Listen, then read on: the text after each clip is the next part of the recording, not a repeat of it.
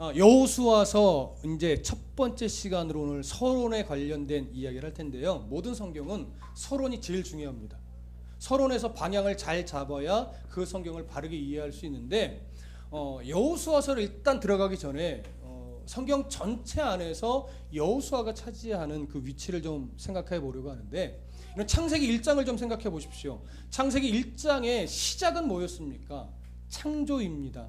하나님께서 인간에게 복주기를 작정하셨고, 그래서 복주기로 작정하신 그 백성을 창조하는데, 그 백성이 가장 복되게 살게 하기 위해서 먼저 6일 동안 만물을 창조하셨습니다. 만물을 창조하신 후에 이 땅에서 너희가 가장 복된 삶을 살아라. 그래서 너는 다른 동물들과는 달리 하나님의 성품을 닮은 자로, 하나님의 형상을 닮았다라고 표현했지만 하나님의 그 인격, 성품을 닮은 자로 너희를 내가 창조했다, 이거예요. 그래서 이 에덴 동산 안에서 너희가 마음껏 내가 너희에게 주고자 하는 복을 누리며 사는데, 이제는 너희가 인류의 대표로서 짐을 받았으니 이 땅에서 영원한 복을 누리기 위한 하나의 테스트를 거쳐야 되는데, 그것은 뭐냐면 쉽게 이야기하면 네 위에 누가 있는지만 알면 된다, 이거예요. 네 위에. 그래서 하나님께만 순종하는 법을 너희가 어기지 않는다면 너희는 이 복을, 내가 원래 주기로 작정한 이 복을 계속 누릴 수 있다, 이거죠. 이 복을 걷어가는 것이 아니라, 이 조건에 합격해야 누릴 수 있는 것이 아니라, 이 복을 내가 주기로 작정했고 이것은 지워지거나 버려지지 않을 텐데 그에 합당한 순종하는 법을 배워야 된다. 그 약속의 그림이 뭐예요? 선악과예요. 그래서 모든 것은 다 먹어도 좋으니 네 위에 누구 있는지만 알기 위해서 동산 중앙에 있는 나무 하나를 내가 선악과라 이름하여 정할 테니 그걸 바라보면서 너를 창조하신 이가 누군지만 알고 거기에만 순종해라. 이게 그거였어요. 그래서 원래 처음부터 사람을 창조하실 때 하나님은 가장 좋은 복을 주기로 작정하셨던 거고, 그 복을 누리는 첫 번째 단계로 에덴 동산을 창설해 주신 겁니다. 근데 아담과 하와의 범죄로 말미암아 하나님의 공의라고 하는 부분에 이게 탁 틀어져 버린 거예요.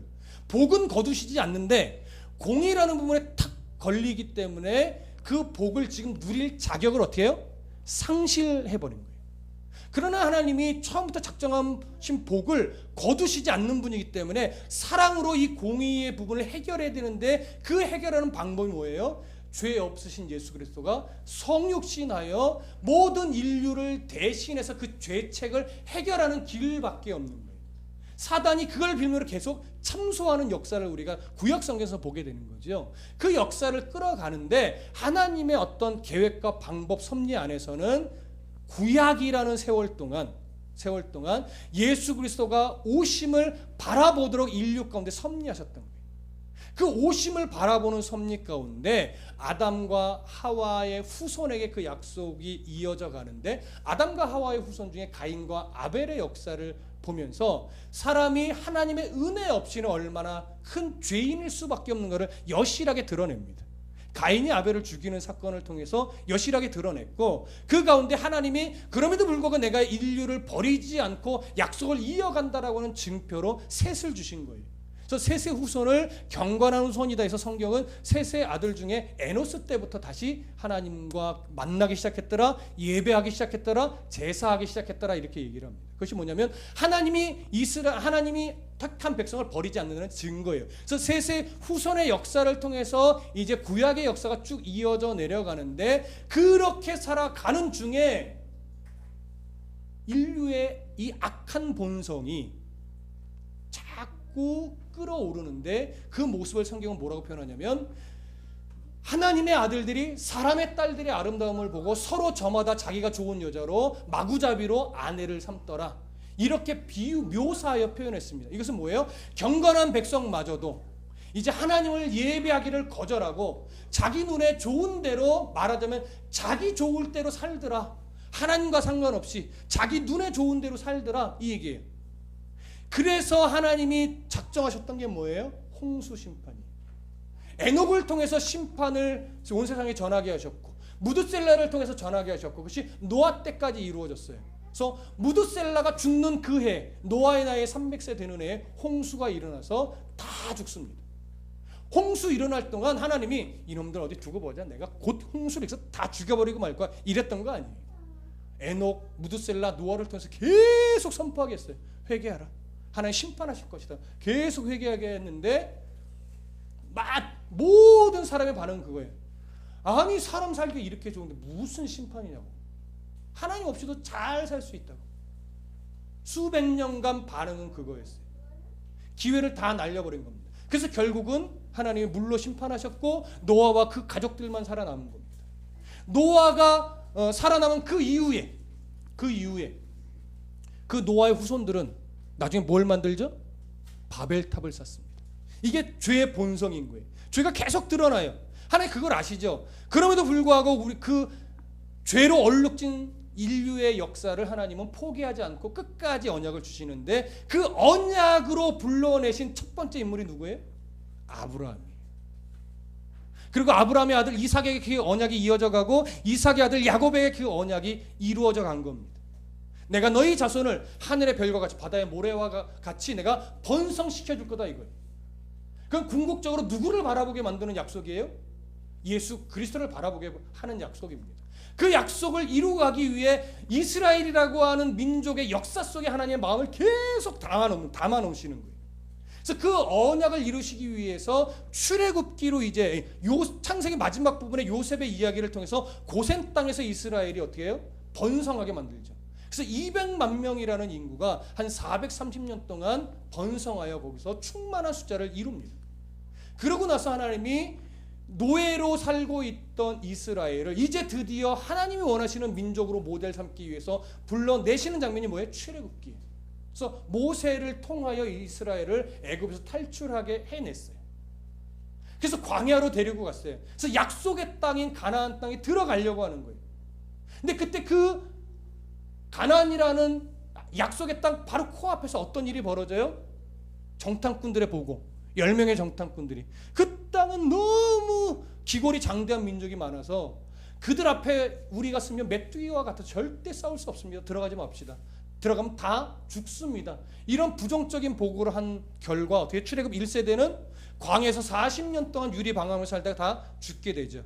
그렇다고 인류가 감소했나요? 안 했나요? 감소 안 했죠. 인류란다. 이스라엘 백성의 숫자가 감소하지 않았어요. 출애굽 2세대도 역시 광야 40년을 보내면서도 오히려 더 번성했어요. 그래서 또 200만 명이라는 숫자가 거의 똑같이 유지됐습니다. 그 내용이 뭐예요? 민수기예요. 민수기에서 두 번째 인구조사를 하면서 내가 이스라엘 백성을 이렇게 지켜냈다라고는 또 사인을 보내시면서 다시 여호수아를 지도자로 세우면서 가나안 땅으로 들여 보내시는 그 앞까지의 내용이 뭐예요? 그게 민수기예요. 그리고 나서 모세는 들어가지 못하고 고별 설교를 하면서 하나님의 뜻을 또 전하는 게 신명기입니다. 그래서 신명기 마지막에 모세가 죽는 것으로 뭐예요? 신명기가 끝나요. 모세 역할은 끝나요. 그러면서 이제 오늘 우리가 앞으로 살펴볼 여호수아를 통해서 여호수아를 선두로 가나안 땅에 들어가는 거예요. 근데 가나안 땅에 들어서 일어나는 전쟁은 아직 정착을 위한 전쟁이 아니라 가나안에 있던 여러 족속들의 말하자면 왕들, 한 31개의 왕 정도 되는데 그 왕들과 주력 부대들을 물리치는 싸움일 뿐이에요. 정착이 아닙니다. 아직. 그래서 그 싸우는 주력 부대와 왕들을 죽이고 격파하는 전쟁의 내용이 여호수아예요. 그리고 나서 그 전쟁을 다 끝내놓고 나서 각 지파가 땅을 분배받고 이제 지파별로 분배받은 땅에 들어가서 나머지 가나안의 원주민들을 몰아내고 산당을 부수고 우상들을 척결하며 그 땅에서 자리 잡고 살아가는 내용이 뭐예요? 그게 사사기. 그렇게 자리를 잡고 정착하며 살다가 이스라엘이 이제 왕을 요구하게 되죠. 그래서 처음에 하나님이 주시기로 작정하지 않았지만 사람이 원했기 때문에 세워진 왕 사울, 그다음에 하나님이 세우신 왕 다윗, 그 다음에 다윗의 아들 솔로몬, 이 세 왕의 이야기가 뭐예요? 사무엘, 상하임. 근데 솔로몬이 하나님 앞에 불순종한 얼룩진 역사를 만들어내죠. 그것으로 말미암아 이스라엘이 북쪽의 이스라엘과 남쪽의 유다로 갈라집니다. 대부분의 지파는 북쪽에 모이게 되고 남쪽은 몇 지파 안 모이게 되는데 이렇게 갈라진 역사를 기록해 놓은 것이 바로 열왕기 상하, 역대기 상하입니다. 그래서 북이스라엘 왕들을 중심으로 해서 기록한 게 열왕기 상하. 남유다의 왕들을 중심으로 해서 주로 기록한 게 역대기상하. 근데 이 역사는 결국 어떻게 매듭이 졌냐면 결국은 이 왕들이 하나님 아버지 앞에 불순종하고 악한 정치를 해서 북이스라엘과 남유다는 바벨론과 아수르에 멸망당해 버리더라. 이렇게 정리가 되는 거예요. 그러고 나서 포로의 삶을 살면서 해방을 소망하는 거예요. 해방을 소망한다는 결국 누가 오심을 기대하는 거냐면 예수 그리스도의 초림을 고대하게 되는 거예요. 이것이 서신서입니다. 뭐 예레미야, 다니엘, 에스겔, 뭐 호세야, 뭐 미가서 이런 뒷부분의 선지서들이 그런 예수 그리스도 메시아여 속히 오셔서 우리의 이 포로 생활을 끝내 주시옵소서 하면서 고대하고 고대하는 게 뭐예요? 그게 바로 서신서라는 거예요. 그래서 말하자면 암흑의 시대가 흘러간 후에 갑자기 이제 신약으로 넘어와서 예수 그리스도의 초림을 기록한 것이 마태, 마가, 누가, 요한복음, 사복음서가 되는 거죠. 그러면서 바울의 서신으로 넘어가면서 이제 요한계시록으로 해서 우리에게 무슨 소망을 줘요?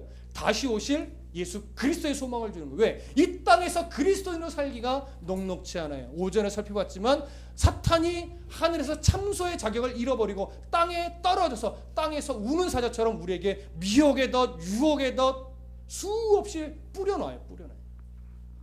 그렇기 때문에 이 땅에 성도로 산다는 게 너무나 힘들기 때문에 우리는 이 땅에서 그리스도인으로 살아가면서 무엇을 소망해요? 다시 오실 예수 그리스도의 재림을 소망하는 거예요. 그래서 구약은 어디를 향해 있냐면 처음 초림하실 예수 그리스도를 향해 있고 신약은 다시 오실 재림하실 예수 그리스도를 향해 있는 거예요. 그 역사, 그 신약 구약과 신약의 기록 속에 오늘 여호수아는 바로 약속의 땅으로 들어가서 하나님의 뜻대로 정복 전쟁을 펼치는 내용인데 이 내용이 사실은 많은 부분 오해되어져서 설교되어지는 경우가 참 많습니다. 그 부분을 우리가 좀 살펴볼 텐데요. 여호수아서에 대한 몇 가지 오해들이 있어요. 그 첫 번째가 뭐냐면 여호수아서를 승리주의자적인 책으로 보는 견해예요.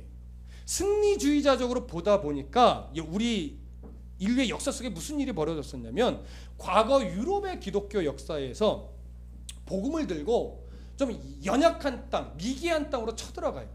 그 땅을 정복하여 식민지화하는 작업을 할 때 그들이 내세웠던 본문이 여호수아서였어요. 봐라. 이런 미개한 종족들은 말씀으로 정복해서 복음을 심어야 된다 하면서 성경을 들고 섬김으로 땅을 정복한 것이 아니라 뭐예요? 칼을 들고 총을 들고 한 손에는 칼, 한 손에는 성경을 들고 마치 이슬람처럼 그런 식으로 정복해버린 거예요. 이것이 사실은 좋지 않은 역사입니다. 근데 그런 식으로 여호수아서를 본 적이 있었고 두 번째 오해는 뭐냐면 여호수아서를 지나치게 영적으로 해석하는 경향입니다. 마치 그리스도와 사탄의 전쟁처럼 때로는 천국과 지옥의 모습처럼 때로는 빛과 어둠의 전쟁처럼 이렇게만 이해하려다 보니까 정작 이 영적 전쟁이 성도의 일상에서의 삶과는 좀 거리가 멀어지게 만드는 이런 실수를 범하기도 해요. 또 세 번째 오해는 뭐냐면 이것을 여호수아라는 한 인물 중심으로 여호수아서를 보게 되는 경향이에요. 마치 여호수아가 신앙의 모범으로서 제시되는 것이 여호수아인 양. 그래서 여호수아서를 여호수아의 영적인 여호수아의 신앙을 본받는 내용이 주된 기록의 목적인 양 소개되는 것. 이것이 또 하나의 오류라고 하는 거죠. 신명기에서 살펴봤듯이 하나님은 모세의 무덤을 어떻게 해요? 감추셨어요. 하나님만 드러내셨단 말이에요. 여호수아서도 마찬가지입니다. 여호수아에게 본받을 것이 없다라고 하는 것이 아니라 여호수아를 통해서 우리가 본받을 것이 참 많이 있음에도 불구하고 기본적으로 여호수아서는 여호수아의 어떤 신앙을 본받으라는 목적으로 쓰여진 것이 아니라는 거예요. 여호수아서를 통해서도 누구만 드러나야 돼요? 하나님만 드러나야 돼요. 이걸 놓치시면 안 돼요. 그래서 자꾸 여호수아의 신앙을 자꾸 너무 부각시키거나 여호수아의 용기를 너무 부각시키거나 여호수아의 뭐 지혜, 영웅담 이런 것을 너무 부각시키면 이런 실수에 빠질 수가 있습니다. 조심하셔야 돼요. 그리고 또 네 번째 오해는 뭐냐면 가나안을 천국으로 자꾸 이해하는 거예요. 우리가 이제 장례식장 가면 꼭 항상 이 찬송 부릅니다. 요단강 건너가 만나리 하면 이게 뭐예요? 이 땅에서의 삶을 마치고 요단강을 건너가 가나안 땅을 뭘로 이해하는 거예요? 천국으로 이해하는 거예요. 근데 여호수아서 잘 보면요, 가나안 땅은 절대 천국이 아니에요. 무슨 말씀인지 이해하시죠? 수많은 전쟁과 수많은 이스라엘의 배교와 악한 일들이 벌어진다고요. 물론 상징적으로 광야 세월을 거쳐 가나안 땅을 건너가는 그 모습은 천성을 향해 가는 성도의 모습을 상징하고 의미하는 건 맞습니다.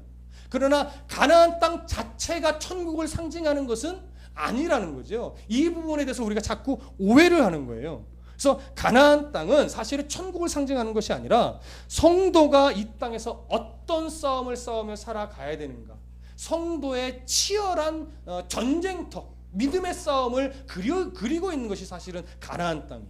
이런 부분에서 우리가 오해가 없어야 됩니다. 그렇기 때문에 우리는 여호수아서를 통해서 하나님께서 친히 이스라엘 백성을 훈련시키는 하나님의 훈련장으로서의 가나안 땅을 보게 될 거예요. 그러니까 가나안에서 이 여호수아서의 역사를 통해서 보면 가나안 땅에 들어가서 일어났던 이스라엘이 가지고 있던 어떤 교만이나 어리석음이나 어떤 우상을 숭배했던 모습들은 결국 누구의 모습이에요? 우리가 지금도 여지없이 가지고 있는 교만의 모습이고 어리석음의 모습이고 나약함의 모습이에요. 그러니까 그걸 통해서 뭘 봐야 돼요? 나의 어리석음을 봐야 돼요. 또 가나안 땅 안에서 이스라엘이 가지고 있던, 또 가져야 했던 믿음의 담대함이 있어요. 그렇죠? 그들이 가져야 했던 믿음의 담대함은 역시나 오늘날 우리들이 가져야 하는 믿음의 담대함. 우리 이 담대함을 자꾸 잃어버리는 거예요. 그래서 여호수아서를 통해서 야, 우리가 이런 믿음을 가져야 되는데, 이런 담대한 믿음을 소유해야 되는데, 이것 배워야 합니다. 또 세 번째는 뭐예요? 가나안 땅에서 일어나서 이스라엘을 향해 있었던 정말 하나님의 포기하지 않으시는 그 한이 없으신 사랑. 사사기를 공부하면 더 많이 배우게 되는데, 이야, 하나님은 어쩜 이스라엘을 저렇게 포기하지 않나, 저런 인간을 사살하고, 근데 하나님은 사랑을 해내시는 거예요. 포기하지 않고 끝끝내 막 높여내시는 거예요. 그들을 향했던 그 사랑이 지금 오늘날 우리들에게도 지금 임해 있는 사랑이라는 것, 이걸 우리가 놓치지 말아야 되는 거죠. 이것이 바로 여호수아서를 통해서 앞으로 우리가 배우게 될 그런 내용입니다. 그럼 여호수아라고 하는 이 이름을 가진 여호수아는 처음에 어떤 이름이었나요? 여러분 아시나요? 처음에는 호세아였어요. 호세아. 구원이라는 의미인데, 민수기 13장 16절에 보면 여호와는 구원이시다라는 의미의 이 이름이 여호수아인데, 그 이름으로 여호수아로 모세가 이름을 바꿔줍니다. 그러니까 그냥 구원이라는 의미의 호세아로 있었는데, 모세가 아니다, 이제 너를 여호수아로 불러야 되겠다라고 이름을 바꿔줘요. 그것이 뭐예요? 여호와는 구원이시다. 근데 이 이름이 왜 독특하냐면, 여호와라고 하는 신의 이름이 연결이 돼서 붙여진 이름이 이때 처음이에요. 여호수아가. 이 이전에는 신과 연결해서 이름을 안 지었었는데, 모세가 호세아의 이름을 여호수아다 하면서 여호와의 이름과 이렇게 연결시켜서 이름을 만들면서 처음으로 신과 관련된 이름으로 지어진 것이 처음이래요. 그래서 이 이름이 중요한데, 아마도 모세는 이 호세아가 이제 이스라엘의 자기의 대를 이은 지도자가 될 것이라는 나름대로 생각을 가졌던 것 같아요. 그래서 그를 지도자로 여기면서 붙여준 이름이 아닐까, 이렇게 우리는 생각을 할 수 있는데, 재밌는 것 하나는 히브리어로 여호수아라고 이렇게 썼는데, 70인경이라는 성경은요, 예수님 오시기 전에 히브리어를 자꾸 잃어버리는 이스라엘 백성들을 위해서 그 헬라어를 많이 썼거든요. 그래서 구약 성경, 히브리어로 된 구약 성경을 헬라어로 번역하자 해서 나온 것이 70인경이에요. 거기서 헬라어로 번역할 때 여호수아를 헬라어 무슨 단어로 번역했냐면 예수로 번역했어요. 그러니까 철자가 똑같이 번역했는데, 그러니까 여호수아라는 이름이 얼마나 중요한 의미가 있는 이름인 줄 아시겠죠? 자, 그러면 이 여호수아는 어떤 인물일까요? 우리 이 부분을 조금 살펴보면 좋겠는데, 출애굽기 17장으로 한번 가보시죠. 출애굽기 17장 8절에서부터 13절까지. 출애굽기 17장 8절에서부터 13절 우리 함께 읽어보겠습니다. 시작. 그때에 아말렉이 와서 이스라엘과 르비딤에서 싸우니라. 모세가 여호수아에게 이르되 우리를 위하여 사람들을 택하여 나가서 아말렉과 싸우라. 내일 내가 하나님의 지팡이를 손에 잡고 산 꼭대기에 올라서리라. 여호수아가 모세의 말대로 행하여 아말렉과 싸우고 모세와 아론과 훌은 산 꼭대기에 올라가서 모세가 손을 들면 이스라엘이 이기고 손을 내리면 아말렉이 이기더니 모세의 팔이 피곤하매 그들이 돌을 가져다가 모세 아래 놓아 그가 그 위에 앉게 하고 아론과 훌이 한 사람은 이쪽에서 한 사람은 저쪽에서 모세의 손을 붙들어 올렸더니 그 손이 해가 지도록 내려오지 아니한지라. 여호수아가 칼날로 아말렉과 그 백성을 쳐서 무찌르니라. 자, 이제 저를 보세요.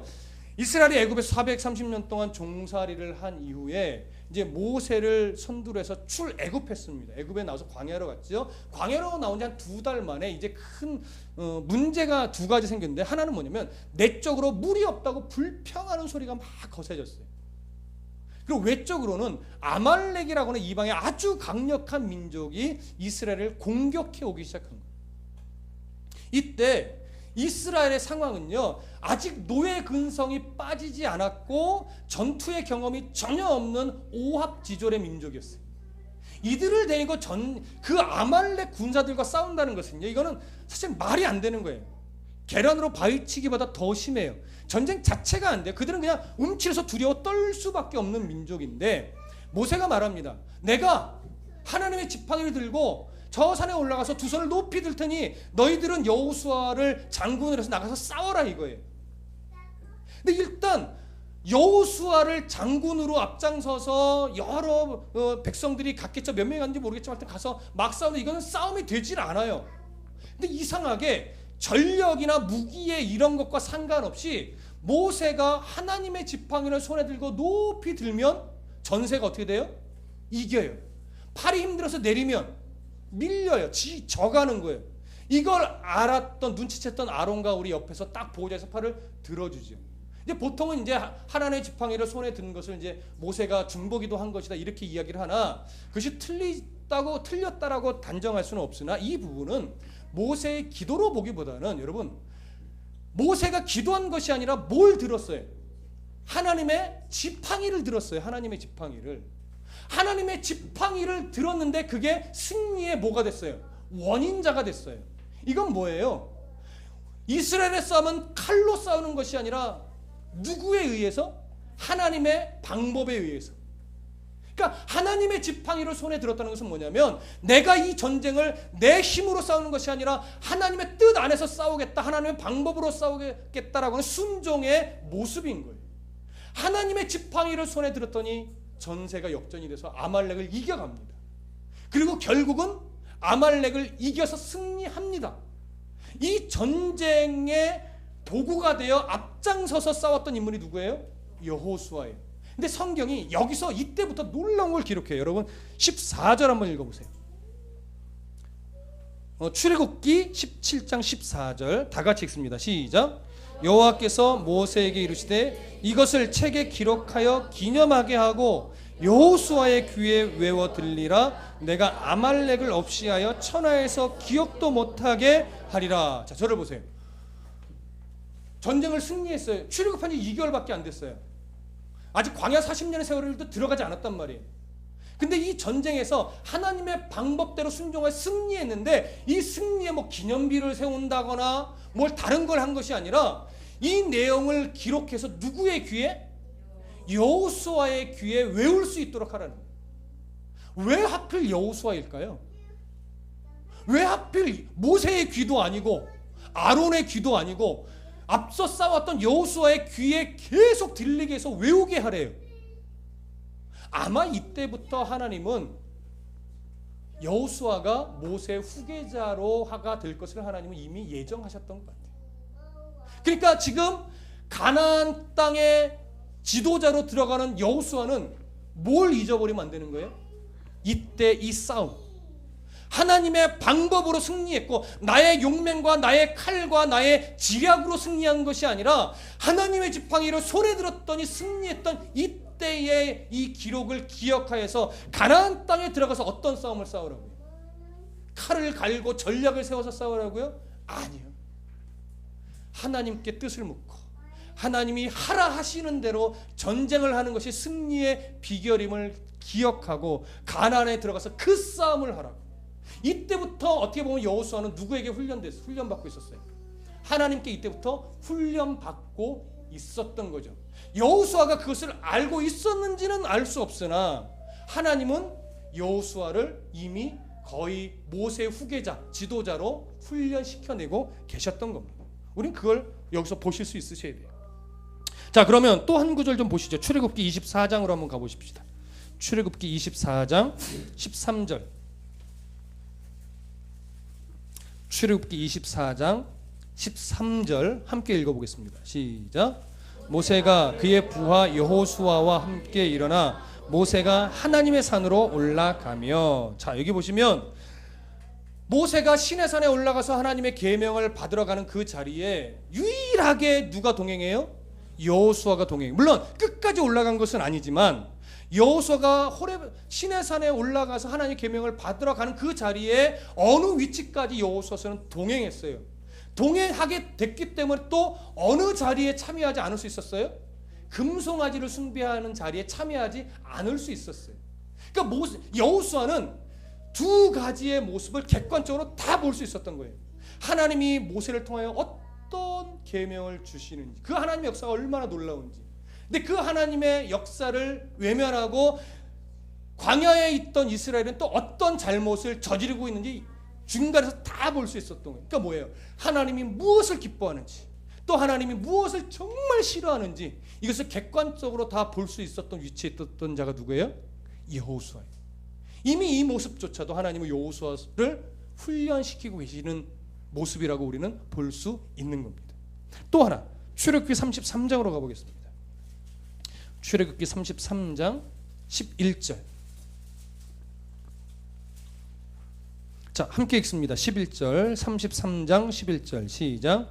사람이 자기의 친구와 이야기함과 같이 여호와께서는 모세와 대면하여 말씀하시며 모세는 진으로 돌아오나 눈의 아들 젊은 수종자 여호수아는 회막을 떠나지 아니하니라. 자, 여호수아는 젊은 시절부터 모세의 수종자로서 역할을 감당하면서 많은 시간을 회막 안에 있을 수 있었어요.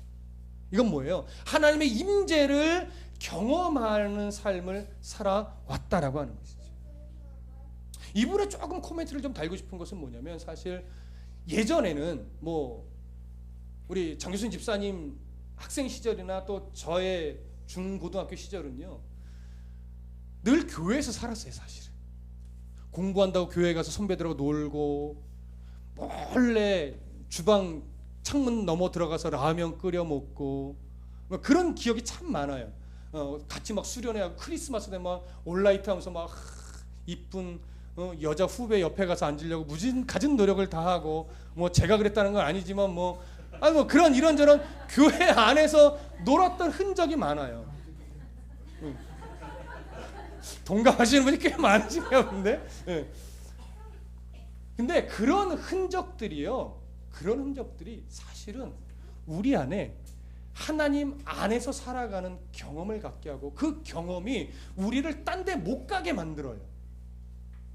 그 경험이 우리를 붙잡는단 말이에요. 그 경험은 하나님 안에 있는 삶, 하나님의 임재 속에서 어떻게든 놀면서 하나님과 동행하는 삶의 간접적인 경험이 되거든요. 근데 오늘날 이 속상한 게 뭐냐면, 교회가 늘 문이 닫혀 있으니까 아이들이 교회 가서 노는 게 별로 없어요. 그리고 더 속상한 건 세상이 더 재밌어. 그게 바로 사단이 뿌려놓은 그런 이 미혹거리들이에요. 교회보다 밖이 더 재밌어요. 사실 옛날엔 교회가 더 재밌었어요.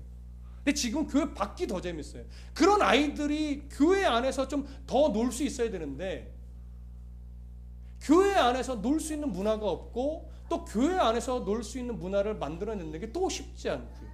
이게 우리의 사실은 기도 제목이고 더 고민해야 되는 거예요. 어떻게 하면 이 시대의 젊은 세대들이 교회 와서 선한 영향력 아래서 놀고, 교회 안에서 또 말씀과 함께 놀고, 교회 안에서 공부도 하고, 교회 안에서 막 놀기도 하고. 그래서 어느 교회는 그게 옳다라고 하는 것은 아니고, 어느 교회는 교회의 한 부분을 실내 운동장처럼 만들어 놓기도 하고, 때로는 교회 안에 당구장까지도 만들어 놓는 교회가 있어요.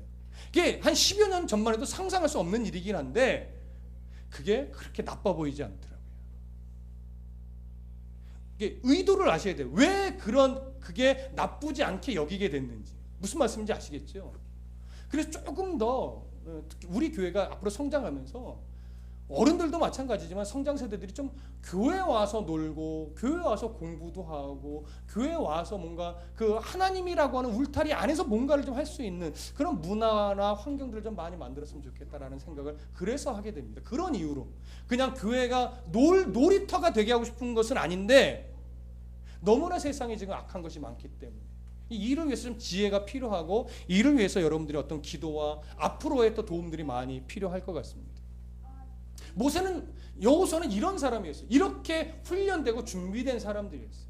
그러니까 지금 하나님께서는 어찌 보면 이 지금 어른 세대들을 발판으로 해서 지금 청년들 그리고 지금 자라나는 성장 세대들이 믿음의 훈련을 받게끔 지금 섭리해 가시는 과정일 겁니다. 함께 예배하고 함께 성경 공부하고 때로는 함께 놀고. 그래서 우리 교회는 아직 믿음 안에서 성도들이 함께 노는 문화에 참 약하기는 해요. 그래서 아까 점심 때 우리 성도들이 좀 모여서 놀면 좋겠다는 얘기들이 좀 나와서 참 개인적으로 좋았어요. 왜요? 놀 때는 놀 줄 알고 예배할 때는 정말 목숨 걸고 예배할 줄 아는 그런 교회였으면 좋겠어요. 근데 너무 거룩해서 너무 놀 줄 모르는 것도 이게 바람직하지 않아요. 그리스도인답게 멋지게 놀고 그리스도인답게 정말 목숨 걸고 예배하면서 삶 속에서 정말 그리스도인 다음을 잃지 않는 성도라면 세상에서도 정말 멋진 성도의 모습을 갖지 않을까요? 야, 나도 저분처럼 신앙을 갖고 저분처럼 세상을 살아갈 수 있으면 얼마나 좋을까. 우리가 그런 좀 모델이 될 수 있었으면 좋겠습니다. 여호수아처럼. 자, 그래서 어쨌든 여호수아가 이렇게 훈련된 사람인데 민수기 13장을 한번 가보시죠. 오늘 본문이 아니죠. 민수기 13장. 그런 훈련이 된 이 여호수아가 어떤 역할을 했었는가? 민수기 13장 가보시면 30절에 가보시죠.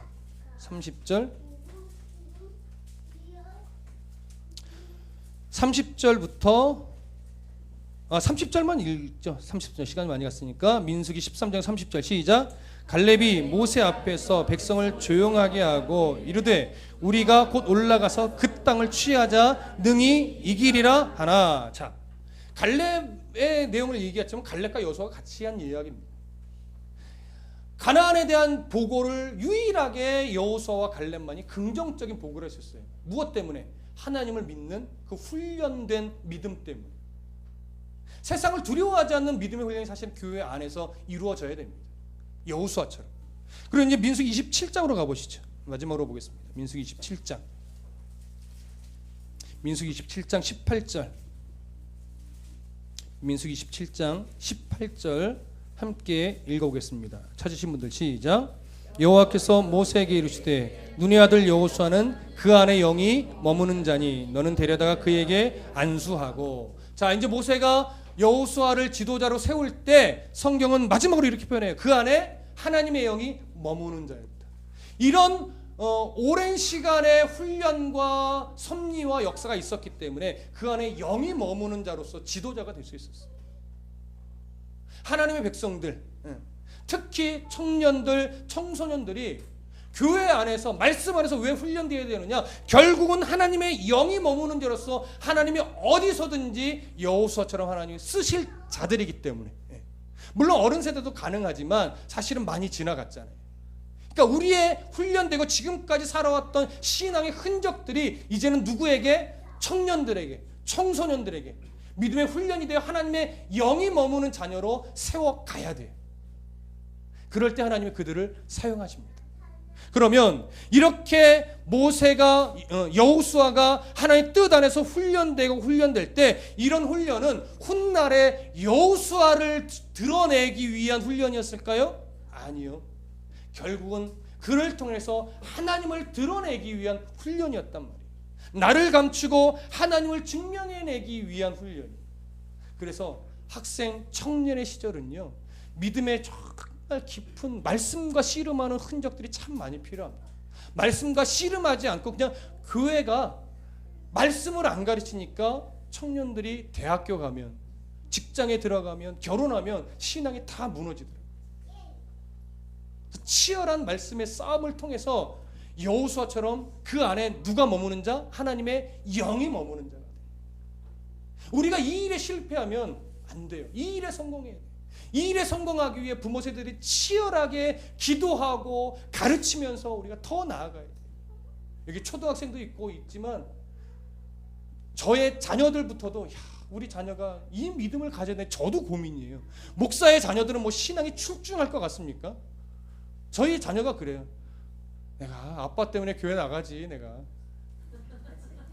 믿음의 고백 하나도 없어요. 그래서 저도 숙제예요. 이 아이들을 말씀으로 계속 치열하게 가르쳐야 되는데 아직은 그냥 부모 말에 순종하는 나이니까, 끌려가는 나이니까 저렇지만 저 아이들이 대학교 들어가고 직장에 들어가면 과연 자기의 신앙으로 하나님 앞에 나올 수 있을까? 저도 숙제입니다. 여러분 마찬가지예요. 자기의 신앙으로 하나님 앞에 나오려면 철저하게 학생 때, 청년 때 말씀과 치열한 싸움이 필요하고 그 싸움을 통해서 그 안에 하나님의 영이 머무는 자가 되어야 돼요. 영이 머무는 자. 여러분 그것을 위해서 치열하게 부모 세대들이 기도해 주셔야 됩니다. 그리고 끊임없이 그걸 놓고 가르치셔야 됩니다. 그걸 놓고. 자, 그럴 때 결국 그 믿음의 싸움을 함께 싸워나가는 부모와 자녀들의 그 가정은 참 하나님이 기뻐하는 가정이 될 것이고 곧 그 가정이 뭐예요? 하나님의 나라가 돼요. 그런 가정들이 모일 때 그 교회는 뭐예요? 하나님의 나라가 돼요. 그런 교회가 크기에 상관없이 곳곳에 늘어날 때 다시 한국교회는 회복하게 됩니다. 요즘 제 귀에도 자꾸 들리는 것이 이미 막 붉어진 교회도 많아요. 얼마 전에 대형교회 목사님이 뭐 치마 며칠 촬영했더라. 진짜 얼마나 속상하니 막 창피하고 입에 내지를 못하겠어요. 입에 내지를 못해. 그것도 몇만 명 교회라고 뭐 그러죠. 이걸 어찌하면 좋나. 깨끗한 목사라고 말할 수는 없어도 이게 그래도 목사라면 최소한 이게 있잖아요. 선이. 물론 성도도 마찬가지인데 그래서 저는 그 생각을 했습니다. 드러날 때는 더 드러나야 된다. 아예 드러나서 깨지고 부서진 다음에 다시 이 작은 교회들이 말씀 안에 깨지고 부서져서 다시 시작되면서 다시 이 한국 교회가 말씀으로 새로워지는 이 회복이 다시 일어나야 됩니다. 이 고백을 하게 됐어요. 왜? 너무 골문 데가 많아요. 이게 안 터지면 안 터질 수가 없어서 앞으로 좀 개인적으로는 더 터질 것 같아요. 지금까지 터져왔지만 그래서 터질 때 좀 다 터지고 그런 후에 다시 작은 교회들이 말씀으로 치열하게 회복해서 다시 하나님이 다시 회복시킬 그날을 소망하면서 오늘 우리가 잘하면 됩니다. 다른 교회 욕하지 말고요. 우리가 잘하시자고요. 우리가 이 훈련 잘 받아서 부모 세대든 자녀 세대건 하나님의 영이 머무는 그러한 성도, 가정, 교회가 될 수 있기를 간절히 축복합니다. 기도하겠습니다.